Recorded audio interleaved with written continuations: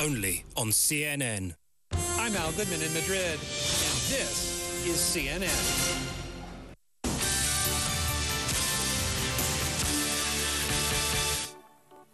High alert. The president of Chile declares parts of her country a disaster zone after a massive earthquake strikes off the coast. Growing frustration. Bad weather again hampers the hunt for the Malaysia Airlines flight 370. And a grave threat to European security. NATO ends cooperation with Russia after its takeover of Crimea.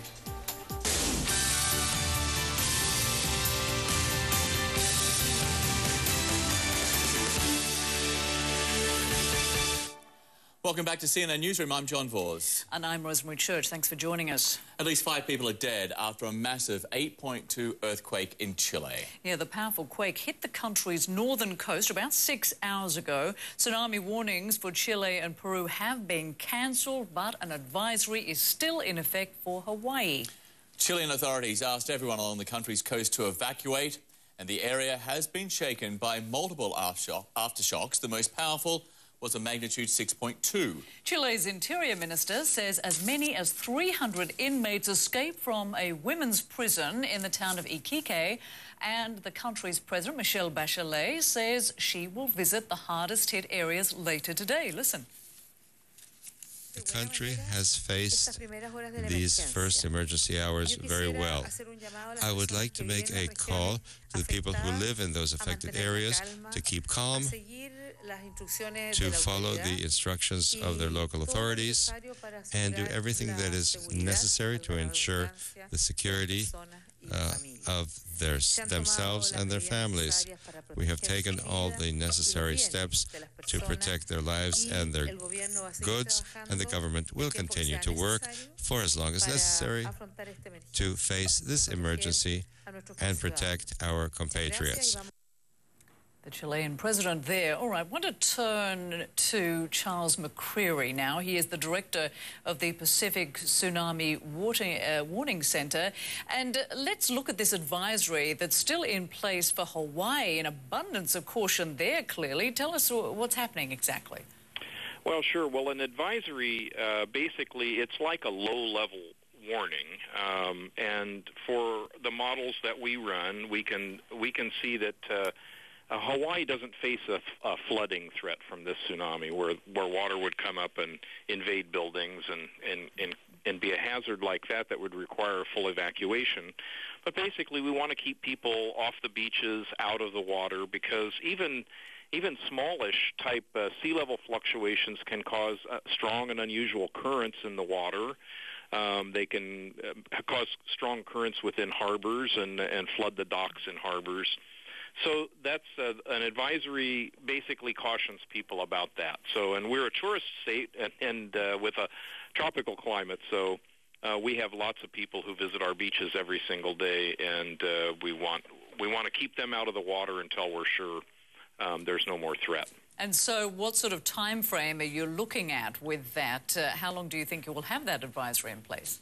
Well, the advisory, we have an advisory in place now, but it's basically wave arrival time in Hawaii doesn't come for several more hours until about 3:30 a.m. Hawaii time. So it's actually probably almost no one would even be at the beach then anyway. But and we'll evaluate the situation as we go along. But I wouldn't expect that advisory would be. We would need to keep that up for more than a few hours before things will die off and the water will be safe again. All right, Charles McCreary, many thanks to you for joining us, John. Okay, let's go over to Ivan Cabrera, who is standing by at the International Weather Center with more on the earthquake and the tsunami advisory. He was just saying about 3:30 a.m. Hawaii time. That's about 7 hours from now. Clearly, not a huge threat at this stage, nor is the tsunami a threat to the region anymore. If your feet are on dry land in Hawaii, you're fine. It's for people that are thinking about getting into the water. In fact, even those, by the time we get into daylight hours and people will want to go out into the beaches, I think this advisory will be gone at that point here, but we'll keep you posted. The significant events are the tsunami watches and warnings. The warning certainly was up for Chile, Peru, Ecuador. Those have been canceled, as well as the watches, so that at one point included upwards of 12 countries. So the imminent threat has passed. What we don't know is what those tsunami waves did when they arrived on the coast, and they did arrive at the coast in Chile from this 8.2 great earthquake here. We only average one a year, so we've had our one for the year so far. Certainly not out of the question to get more, but that's the average that we get. This is the area that we're talking about here. Of course, we lose that epicenter, but there you see the star. That is where that 8.2 occurred, and these are just the aftershocks that continue. In fact, just the last couple of hours, we've had a 5.8, a 5.0. We had that 6.2. This will continue through the night, rattling nerves and literally rattling buildings as well, because if you had any damage from the original quake, you could have additional problems with some of the structures that are there.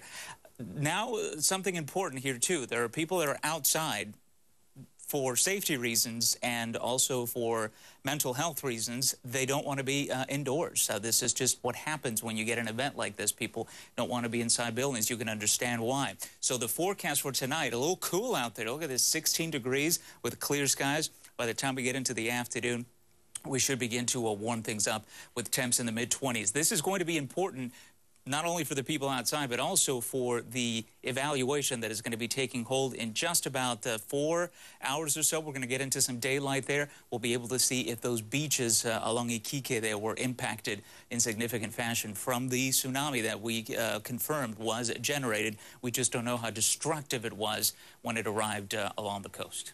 And fortunately, there was an evacuation plan in place. Many people moved away, which obviously minimizes the loss of life, which now stands That's difficult to do, John, you know, because when you talk about a hurricane, you can plan out days at a time, and people can move out in sequent fashion. But when you have an earthquake like that and a tsunami, it is quick. You have to get out of the way. So there is kind of the panic that sets in that's inevitable. It's just a human nature. With a hurricane, you just have time to plan ahead. So. Yeah, and we're talking hundreds of thousands of people who got out of harm's way. Okay. Big city.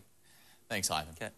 Well, Senior Latin American Affairs Editor Rafael Roma joins us now from our newsroom with more on this. And Rafael, what are you hearing now about those fatalities and also the damage which is caused by this quake? Well, John, let me begin with an update. Ivan was just explaining to us how the tsunami warning has been lifted for most of the region there.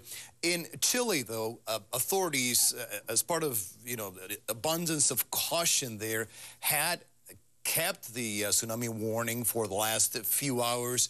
But now they're telling us, they're confirming that it has been lifted for most of Chile, with the exception of an area that was hit by the earthquake. That area north of the city called Antofagasta up to Iquique, the closest city to where the earthquake hit. Now, we're also hearing at this hour of the night, it's the middle of the night there in Chile, a number of different things that authorities have been able to assess at this point. For example, we talked about the escape of 300 inmates from a women's prison.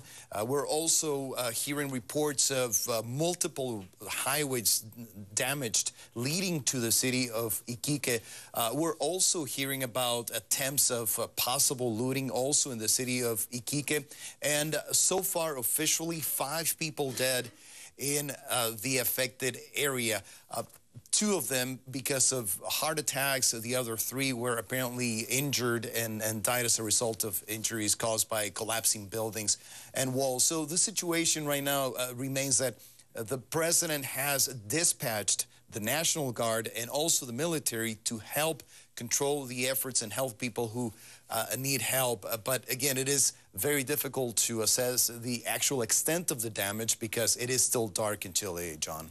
This is a very different situation to what we saw back in 2010 when that magnitude 8.8 quake struck, leaving hundreds dead, and there was criticism of the government that it didn't act in time. Very different set of circumstances this time round. What has Chile done since then to put what appears to be a fairly successful evacuation plan and, I guess, emergency plan into place? Well, it was very noticeable tonight, for example, that the president, Michelle Bachelet, who was in power back then, and there was a 4-year term in between, and now is in power again. She was just inaugurated. That she make a disaster declaration within 5 hours of the earthquake hitting that area. There's also been improvements when it comes to infrastructure, the way the buildings have been built, and how fast the president has the ability to dispatch security forces, and that's what you're seeing right now with the National Guard and the military being sent to these affected areas, John. Okay, Rafael, thank you. Rafael Romo giving us the very latest there, monitoring the situation from our newsroom. Thanks, Rafael. Thank you.